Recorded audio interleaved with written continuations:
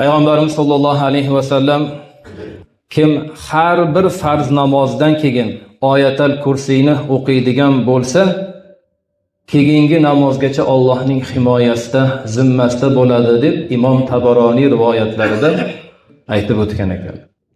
Boshqa bir hadis sharifda Imom Nasa'iy rivoyatlarida Payg'ambarimiz sollallohu alayhi va sallam kim har bir farz namozining ortidan oyatal kursiyni o'qisa, uni jannatga kirishlikdan faqatgina o'lim to'sib turadi degan ekanlar. Mana ikkita hadis sharif. Birida 5 mahal namozni o'qib, ortidan oyatal kursiyni o'qigan inson jannatli inson bo'lar ekan, vafot etsa jannatga kirar ekan. Boshqa bir hadis sharifda esa u Allohning zimmasida, himoyasida bo'lar ekan. Oyatal kursiydan keyin bilamiz azizlar, nima doim tasbihlar aytamiz.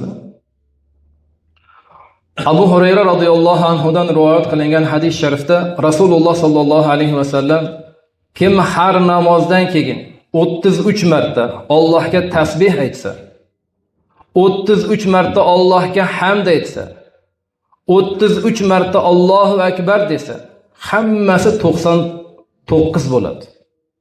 Va 100-chisida la ilaha illalloh vahdahu la sharika lahu lahul mulku va lahul hamdu va huva ala kulli shay'in qodir deb aytadigan bo'lsa dedilar, uning gunohlari dengiz ko'piklaricha bo'lsa ham mag'firat qilinadi deb marhamat qilgan ekanlar. Imom Muslim rivoyatlari. Namozlardan keyin shoshilib chiqib ketishga harakat qilmaylik. Shoshilib chiqib nimaga erishamiz?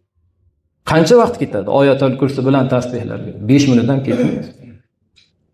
Bu yaxshi odat emasdan namozdan keyin shoshilib chiqib ketish juda ham katta narsalardan. Shundoq aytib o'tilgan yaxshiliklardan mahrum bo'lib qoladi inson.